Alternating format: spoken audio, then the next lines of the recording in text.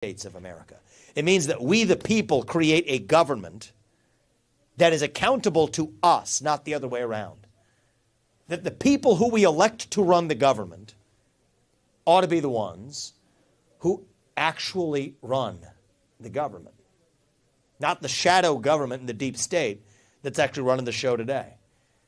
So you know what? On day one, we're going to start 75% mass firings in the number of federal bureaucrats, which we will end by the end of my first term. That is how you drain the swamp. Shut down these government agencies. That's what it's going to take. The FBI, the ATF, the CDC, the U.S. Department of Education, we're not just going to massage them around the edges anymore. We're going to get in there and actually shut them down. And that's how you revive the integrity of our republic. Don't start with last year's budget as the baseline, which is in turn based on the prior year's budget, which is based on the year's budget before that, all of which are corrupt. And that's how you get to $34 trillion national debt. Anybody wonder how we got here?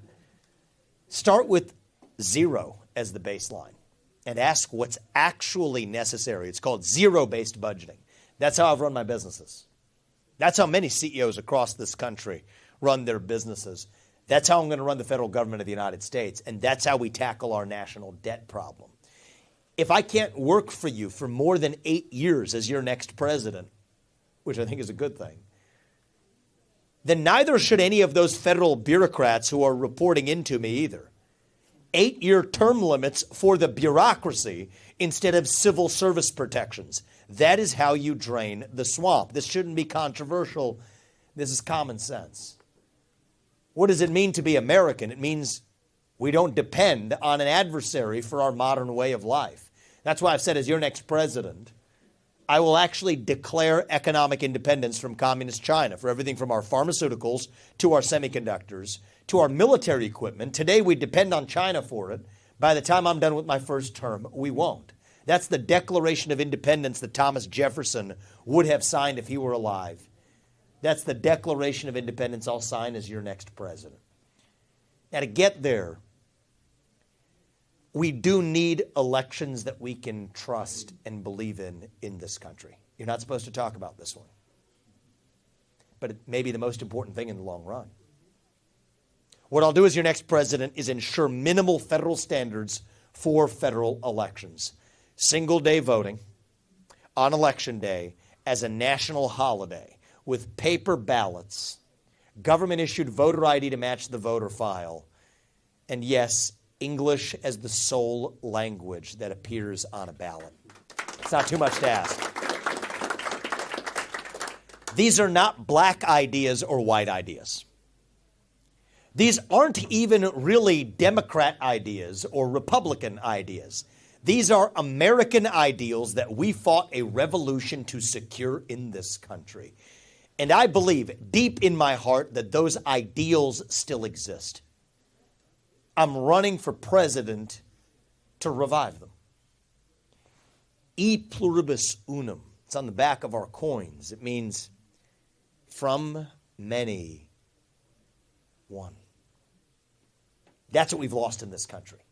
We have been taught, our generation has been taught to celebrate our diversity and our differences so much that we forgot all of the ways that we are really the same as Americans, bound by that common set of ideals. And here's how we're going to get them back. It's going to be by all of us, not just me, all of us, starting to speak the truth in the open again. Say in public what you will say in private at the dinner table. Say it with a spine. Say it with conviction. Say it with respect. But part of respect is that you respect your neighbor enough to tell him what you actually think. And you see, that's what this campaign is about. Speaking the truth, not just when it's easy, but when it is hard. Speaking the truth, not just to the Democrats on the other side, but to our own side in this Republican Party right here at home. There's a reason why I'm the only candidate in this race who can even tell you certain things. that I will strip vaccine manufacturers of the special liability exemptions that have been written into the law. There can be no injury without justice. To tell you that the CO2 pipeline that they're building across much of this state is unconstitutional and using eminent domain to seize the land of innocent farmers, which is wrong, and that I'll end it. That it's based on a climate change agenda that absolutely is a hoax because it has nothing to do with the climate. To tell you that Ronna McDaniel, the failed chairwoman of the RNC, needs to step down after 5 failed years of leadership because we need accountability in our own party before we can bring it to D.C. To tell you that I will pardon every peaceful January 6th protester on my first day in office because that's the right thing to do for this country. But ask yourself why I'm the only candidate who can tell you these things. It's what I told you in the beginning. Every politician is bought and paid for. This is going to take somebody from the outside, somebody from the next generation with fresh legs to reach and lead the new generation of Americans. That is why I'm in this race. It is out of our sense of duty to this country. I'm an America First conservative, but it's going to take somebody who knows what America is, who knows our Constitution, to swear an oath to it. It's going to take an outsider, and I bring that. You guys have about a decision to make in about 9 days, so let's just have some real talk that goes to the heart of that. There's 2 America First candidates in this race. That's Donald Trump and myself. He's an outsider, so am I, and it's going to take an outsider. But it's also going to take an outsider who knows and deeply understands the law and the Constitution in this country. And they duped him. They told him you couldn't fire those government bureaucrats because of civil service protections. Read the law. Those civil service protections do not apply to mass firings. And mass firings are absolutely what I am bringing to the D.C. bureaucracy.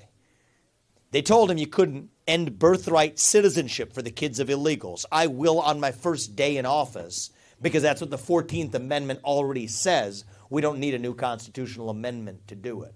They told him you couldn't deport all of those illegals in this country because there's only 6,000 ICE agents. Well, if you read the law, you actually can use local law enforcement to serve those warrants. Now you have 1 million people who can actually do it. But it takes a president with the spine to actually order it. So I believe I'm going to be in this race to take our America First agenda to the next level. I respect Donald Trump and his legacy, and I've done it more than any other candidate in this race because it's the right thing to do. He was a good president. But the America First agenda, it does not belong to one man, not to me, not to Trump. It belongs to you, to us, to we the people of this country. And it pains me to say this, but it also pains me to see something playing out with such clarity, to watch us walk into a trap. If you think they're going to let this man get anywhere near the White House again, I'm going to ask you to open your eyes. They're selling us the rope today that they will use to hang us tomorrow. These people, they will stop at nothing. They've made it clear now, literally nothing, to keep this man away from the White House. Everything you saw was just, you can see the first court case, then the civil case, then the prosecution at the state level, then the federal prosecutions, then forget the judicial system. Just take him off the ballot directly. And I've called on every other Republican to say, let's remove ourselves from those ballots too. I've done everything in my power to stop this, but this system has made clear they will not let this man get anywhere near the White House, and we cannot fall into that trap. We love the man because he got this fight started, but now it is our job and our duty to finish it. We owe it to our founding fathers to make sure America First does not end with Trump. It didn't start in 2016. It started in 1776. And we owe it to our country to make sure we have another 250 years and then some left to go. You got the future of America First standing right here. It's my duty to this country to make sure that we don't fall into that trap this year. And so I'm asking you to join me in doing the right thing for our country, even if it's a little different than what you might have thought 3 or 4 months ago.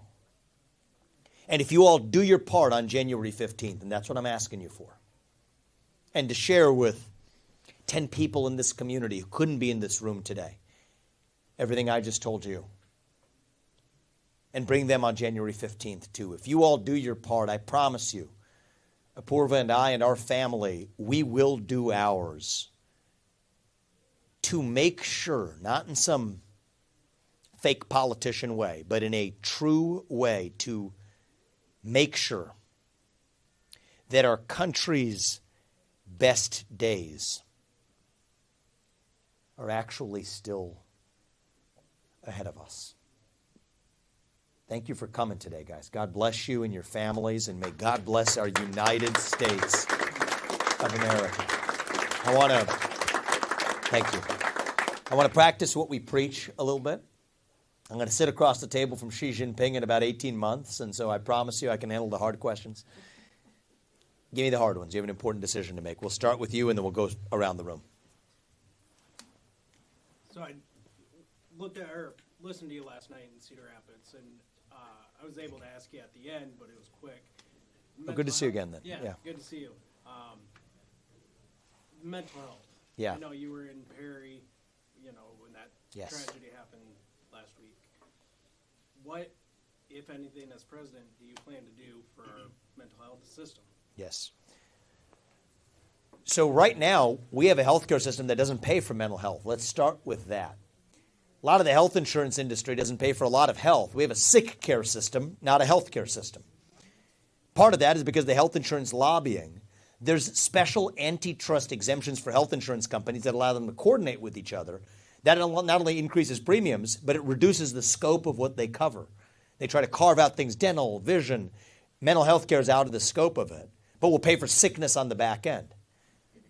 So the number one thing I'm going to do is reform that healthcare system to pay for mental health care. A lot of this needs to be preventative, not just dealing with sickness when it actually occurs. A lot of this involves actually even starting at a young age, listening, the signs. And this relates to actually what many teachers will tell you. It's the ugly truth.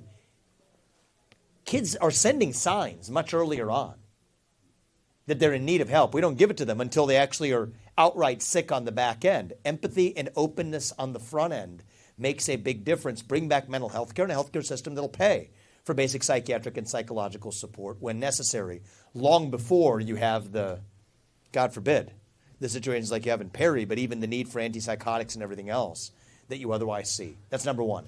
Number two is we have to bring back the psychiatric institutions in this country. We shuttered them 40 years ago.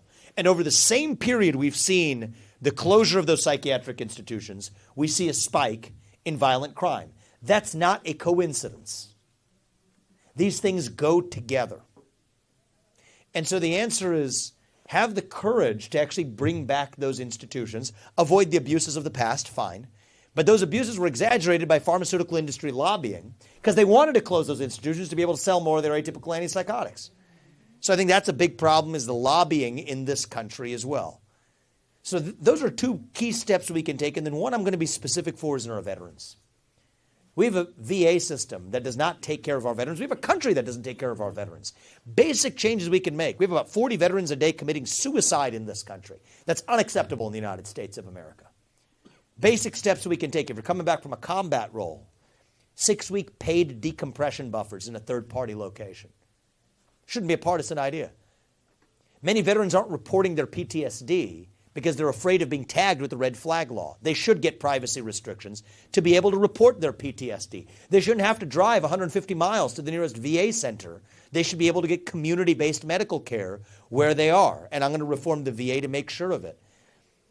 For veterans, it's maybe a little spicy for the Republican Party, but it's the right thing, and so I'm going to say it because I stand for it. Schedule I substances should be descheduled for medical therapy for veterans with PTSD to be available through the VA. Otherwise, you have veterans turning to fentanyl and suicide and worse. And then I personally think that many veterans who come back, we should also just send them the signal that we care about you. Veterans benefits and active duty military compensation should not be subject to federal taxation, period. So as it relates to veterans and the mental health epidemic, that's a separate area that I can directly address as your president. But other than that, we're also going to reframe the laws and the lobbying that allows for a more competitive health insurance marketplace, and also one that then covers mental health care in a way that isn't being happening today. Great question, and thank you. I appreciate that. Someone over here have a question? Right there, and then we'll come to the couple of you. Okay. When you're elected, with the positions you're taking, you're not going to get a lot of cooperation in Washington to start with. How do you address that? Yeah, so I believe in learning from some of the lessons of my predecessor, Donald Trump. You strike the swamp strikes back, no doubt about it. You got to move quickly is number one. 75% mass firing across the board. Really torch the bureaucracy, unsparingly. I mean, day one, we're weighing the ways to do this within the bounds of the law as the U.S. president. One way to do it, not saying it's going to be exactly like this, but it's going to be something like this. If your Social Security number ends in an odd number, you're out. If it's an even number, you're in. It's day one. On day two, the federal government will be half its size. The sun will still rise in the east and set in the west. Not a thing is going to break. And in fact, it turns out you have to do it that way. Because otherwise they tell presidents you're going to be sued into oblivion for political retaliation lawsuits or civil rights lawsuits. But large, indiscriminate mass firings are not covered by those civil service rules. So this is where they duped Donald Trump, as I alluded to earlier, that they're not going to dupe me. And I'm guided by my understanding of the Constitution. I have something that Trump didn't, and I give him credit for it. That's the current Supreme Court. The current Supreme Court agrees with everything I'm telling you 6-3. So will we get sued? Yes, we will. But we'll take that to the Supreme Court and we will win. Now the next president who comes after me won't have his hands tied in the same way. The other mistake that many presidents make is they start with their legislative agenda going through Congress, yet they get frustrated by going through Congress because that's designed by our founding fathers to move slowly.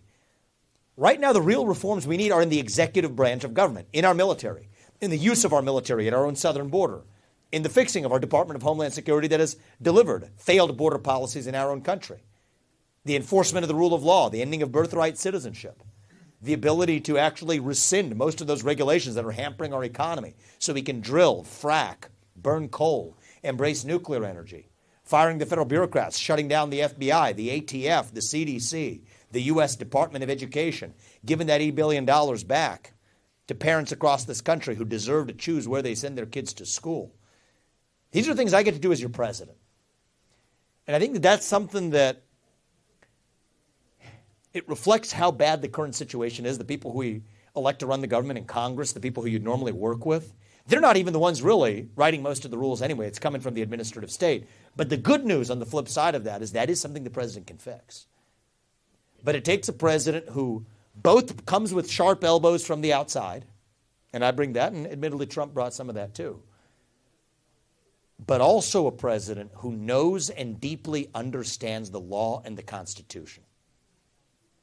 And those two things don't usually go together, right? You'll have the academic law type over here. You have the business guy who can execute over here. Those two things don't usually go together. I'll say a word about this because it's important to me. It's my faith that, in fact, leads me to this journey, gives us our sense of duty. The heart of my faith is that, and for those of you who don't know, I'm Hindu, which is different than the traditional faith background of people who have run for U.S. president. I mean, Thomas Jefferson was a deist. John Adams actually had, a Hindu drift late in his post-White House life. But it's the same value set, which is that there's one true God. He puts us here for a purpose. And it's our moral duty to achieve that purpose. God works through us in different ways. We're still equal because we're equal in the eyes of God. But for me, I believe God has given each of us our own unique God-given gifts. And I'm going to use mine to do what's right in this short time we're given. And that's what pulls me into this race, gives us our sense of duty. And I think when we're guided by that sense of purpose, belief that it's being done not by us but through us, somehow some government bureaucrat doesn't seem quite as scary anymore. So we're going to face that down and be guided by the oath to the Constitution that I take. And we're going to keep that oath and be guided by it, not just by personal emotion, but by a purpose enshrined in our Constitution. Use that, and that's how we get this done. Yes, thank you. Thank you for that. I appreciate it. Thank you. Did you have a question earlier? I do. Yes, thank you. I'm wondering where you stand on ethanol and trade. We farm. Good. And I also recently read today that you're a vegetarian. Is that Yeah. correct? And this is like the third time I've gotten this question today. Yeah. I literally was at another pizza ranch right before here. And I got the same question, so that's good. So, but I don't know where they. Yeah, I am vegetarian. That's true. Yep. Is that working for you in Iowa? Yeah, I think it's worked just fine for me in Iowa, actually. Got that salad bar at the pizza hut today. Got the pizza too. So, yeah, and yeah, so that's where the big muscles come from. No, I'm just kidding. I'm just kidding. So my view is, and the beauty of this country is, so it's actually, I was part of the faith background I was raised in as a Hindu. My parents brought us up in a vegetarian household, and we stayed that way through our adulthood. But I'm not running for pastor. I'm running for president, and I swear an oath to the Constitution and keep it. The First Amendment comes first in the Bill of Rights. It says two things. You're free to worship freely and practice your religion. You're free to speak freely. But if you swear an oath to the Constitution, that means everybody else is also free to live out their purpose in this country without government interference as well. So for farmers, again, a lot of the regulations coming from those three-letter agencies, that's really what's, I think, impeding the work of a lot of farmers in this country. And the complex WOTUS regulations, I don't think have been very good. A lot of the EPA regulations, I don't think have been particularly helpful. I don't know if this affects you, but the carbon capture pipeline making its way across the northern and western part of the state violates the private property rights of farmers, which absolutely is the baseline threat that any landowner and any farmer actually faces, is a threat to your private property. If they can build a pipeline across your backyard in the name of removing carbon dioxide from the atmosphere to fight climate change, and that's a basis for eminent domain to build a pipeline on your land, the next thing they do is take your cow, right? And leave a $50 check in your mailbox. They set the price when it's eminent domain. And so I'm a president who's actually going to stand for every kind of business owner and entrepreneur, including farmers in this country, by standing for the Constitution and against the kinds of regulations that impede you from doing what you're going to do. But I think if I'm connecting the dots between the questions, I have to read that article that got out there. But if the question is, am I vegetarian, is that going to affect sort of my beliefs for animal farmers or otherwise who are raising livestock?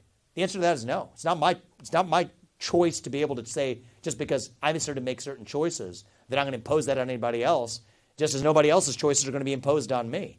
We have freedom in this country, and we need a president who understands that. That's the oath that I take, is that it's to the Constitution. So I hope that addresses your question on that point. On the ethanol point, just to leave that. Okay, they're going to drag me out of here soon. On the ethanol point, so I believe that energy security is national security. And so the more energy production we have in the United States, the better. The reason I favor the renewable fuel standard, the RFS, which you're probably familiar with, is actually a market-based justification. What I mean by that is if we had true consumer choice at the pump, we wouldn't need the RFS. But we don't have consumer choice at the pump because of oil industry lobbying. So then you look at the places where we do have consumer choice at the pump, like in Wichita.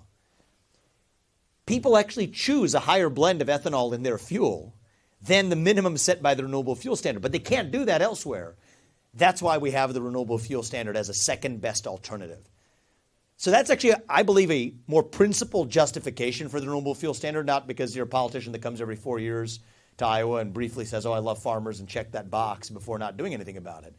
This is a market-based justification, and that's why on principle I stand for it. So I hope that addresses both of your questions. Thank you. I appreciate it. Sir? Two questions, and one's very quick.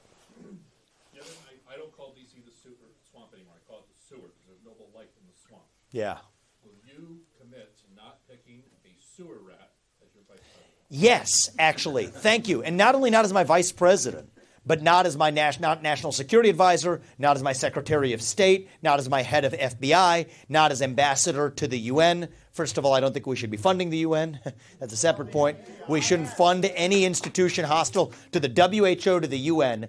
We should not be using our taxpayer money to fund institutions that are hostile to our own sovereignty. I'm sorry, that ends on my watch.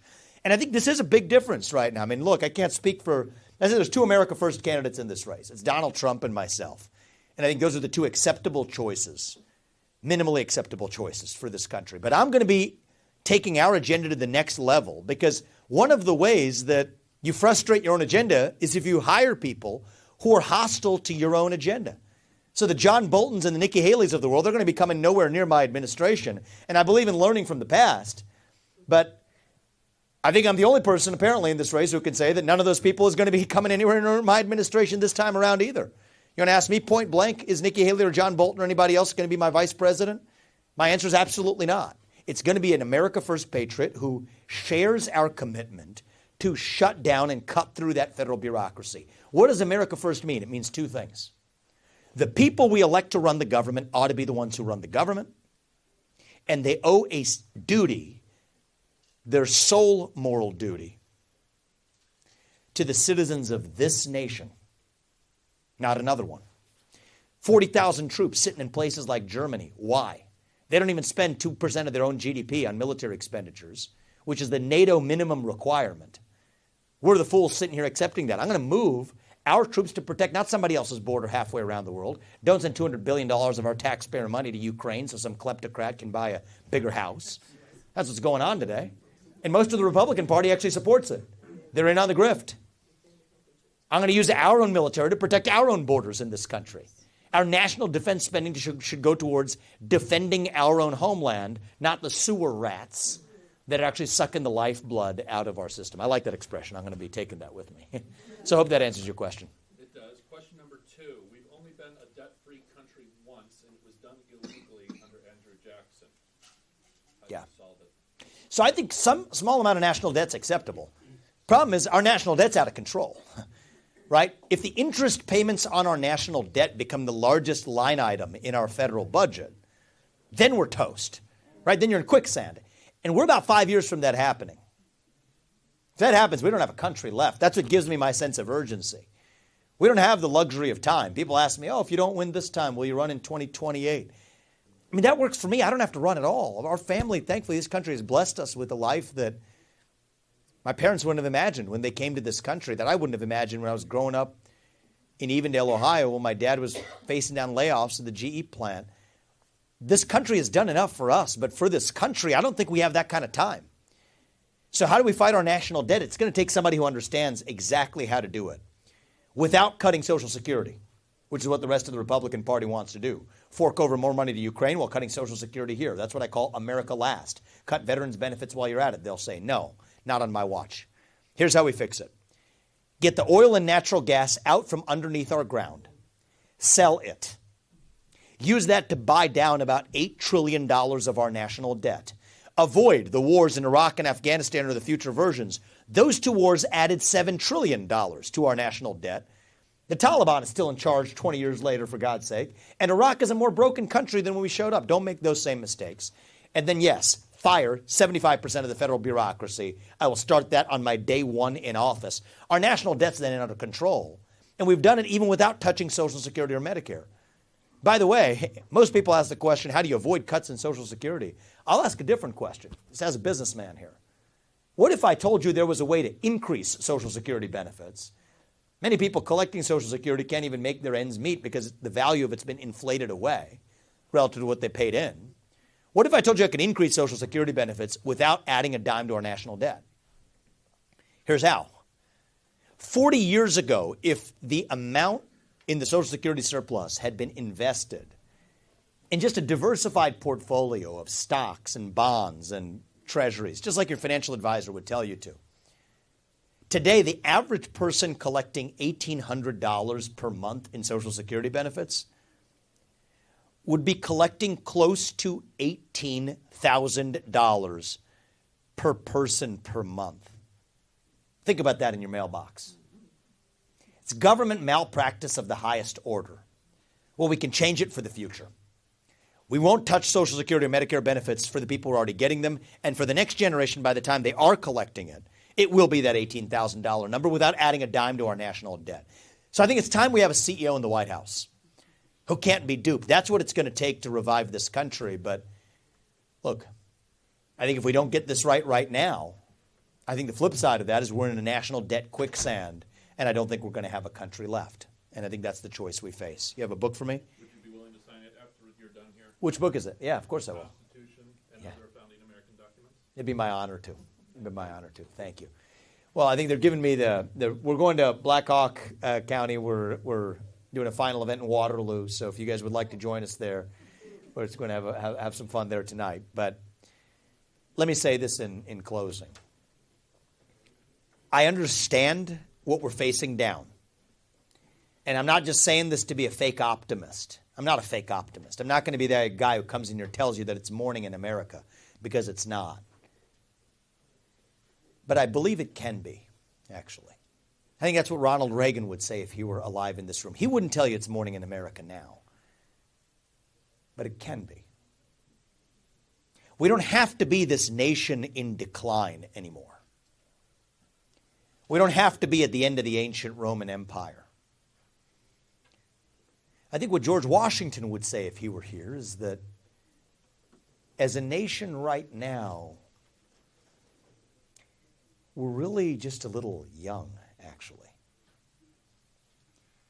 Going through our own version of adolescence. Figuring out who we're going to be when we grow up. So when you view it that way, it makes sense. You go through your adolescence, you do some stupid things. You go through that identity crisis, you lose your way. But we are stronger for it when we get to our adulthood on the other side. So no, I don't think we have to be this nation in decline. I think it just might take somebody whose best days in life are still yet ahead. And I don't take that for granted. But I pray that they are. Somebody whose best days in life are still yet ahead. To see a country whose best days are still ahead of itself. So if you all do your part, and that's what I'm asking you for. This system isn't made for a guy like me to do this. 38-year-old outsider coming in to actually literally break the system and gut the bureaucracy. No, I'm sorry, the system isn't made for it. But they don't get to decide. You do. That's why it works this way. This is why Iowa goes first. And if I win the Iowa caucus, I am your next president. If I'm your next president, we get done what I tell you we're going to get done. And I can tell you now, based on what we see, I think we're going to win the Iowa caucus. Many of our supporters are first-time ever caucus goers. All I need is your help to get there, and this community's help. So if you all do your part on January 15th, and that's what I'm asking you for, I promise you, my family and I, we will do ours to make sure that we can tell our kids that you get ahead in this country with your own hard work, your own commitment, your own dedication.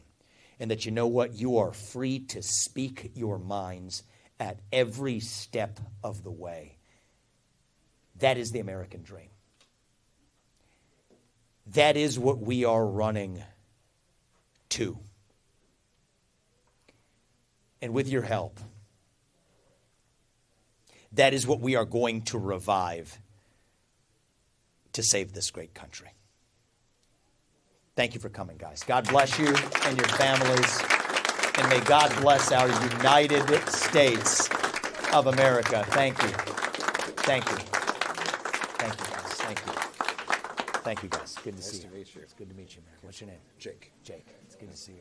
Love the shirt, man. Thank you. Yeah, so yesterday. I'm sorry I forgot. We saw so many people yesterday. No, I get it. Good to see you again. Thank you. Might have beat his. Thank you. Matt, you want to say anything? Yeah. To everybody. Yeah, everybody, I want to thank you all for being here. And as a she was talk with before, us. I'd love for you to be a precinct captain. We got a Yes. letter for you to read from Vivek. Please sign our caucus cards. Our staff is coming around.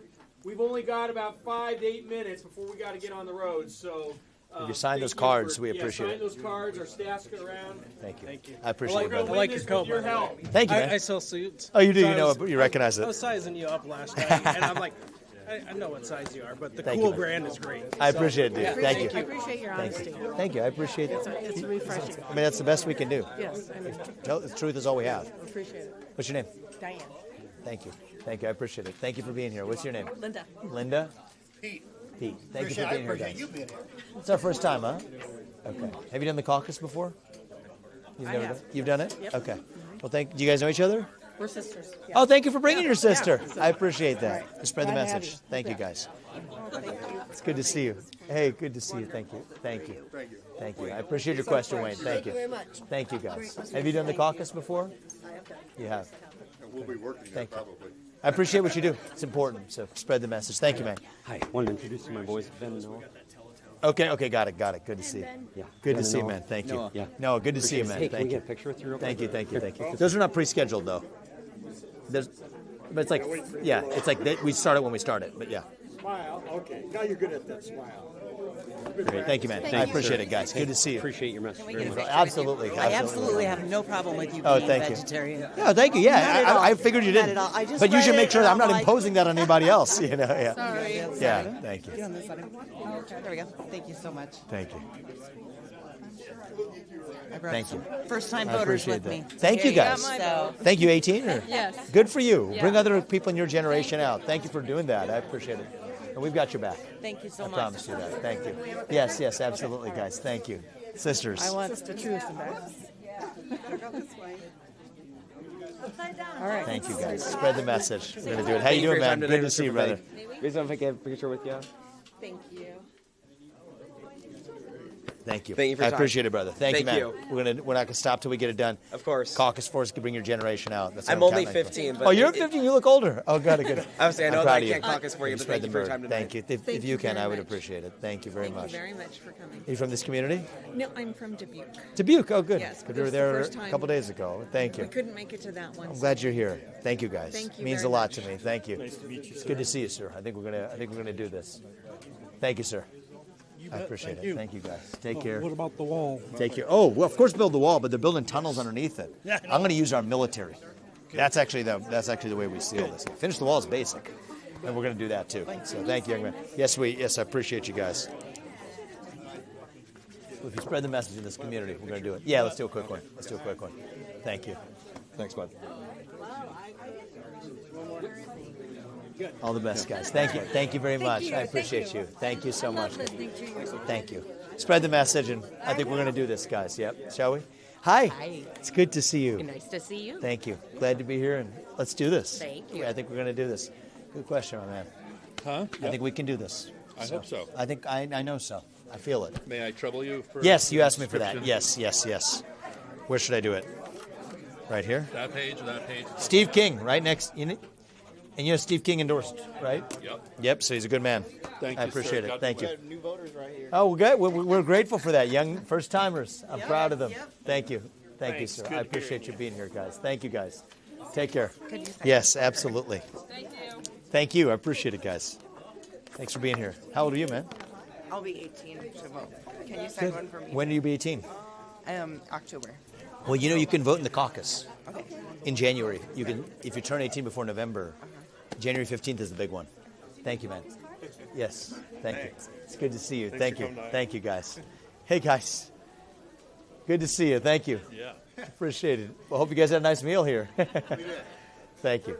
It's nice to meet you. Good to see you. It's good to see you. Your birthday? Yeah. Happy birthday, man. It's good to see Yeah, you. good to see you. Good to see you. Hope may the best days still be ahead. How about that? Yeah, I think yeah, so. Thank yeah. you. See you guys. It's great to meet you.